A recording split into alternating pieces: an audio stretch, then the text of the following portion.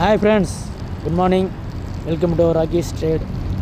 நான் ஆக்சுவலாக சனிக்கிழமை சொல்லியிருந்தேன், உங்களுக்கே தெரியும். திங்கக்கிழமை மார்க்கெட் வந்து க்ரீனில் தான் முடிப்போம், செவ்வாய்க்கிழமை தான் ரெண்டுன்ற மாதிரி சொல்லியிருக்கேன். அதுக்கேற்ற மாதிரி பாருங்கள், கிட்டத்தட்ட 84 பாயிண்ட் இப்போது அப்போல இருக்குது.